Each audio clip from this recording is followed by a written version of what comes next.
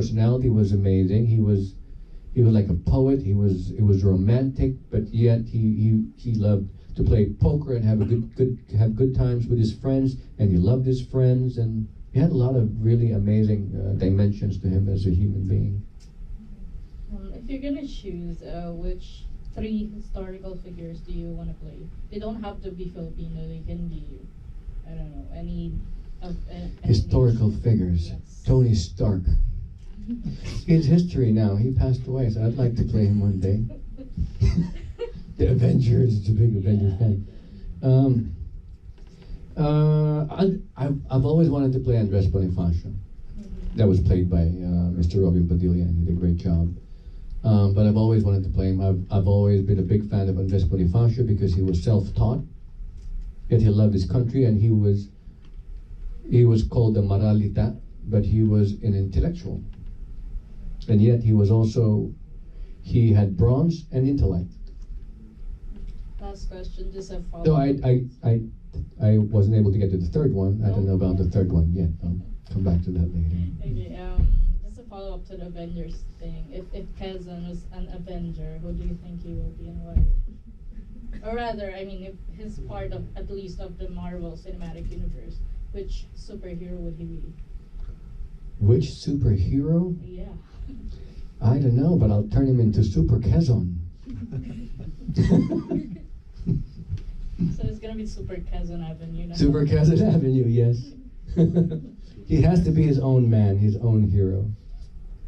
I think he's apt for Avengers because he's very American. At the same time, he's very Filipino heart, but his intelligence is it bridges Philippine intelligence to American intelligence because he was dealing with, I mean, the people around him was Paul McNutt, Eisenhower. You know, we were under Roosevelt at that time, and his friends were the Frieda brothers, Jewish Frieda brothers, who were tobacco magnates. So he was pretty international, if I may say so. You know, from my own research.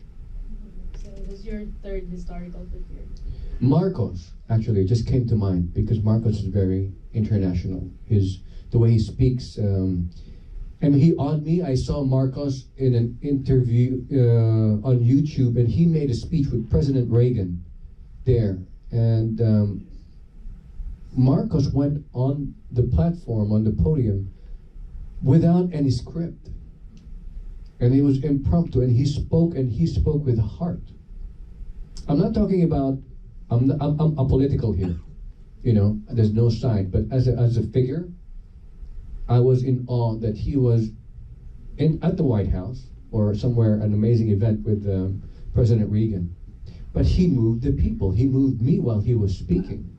You know, he wasn't just a Filipino to me. He was an international figure who knew his heart and mind. And he was able to get that across to people clearly, without any insecurity, without any inferiority that he came from a developing country.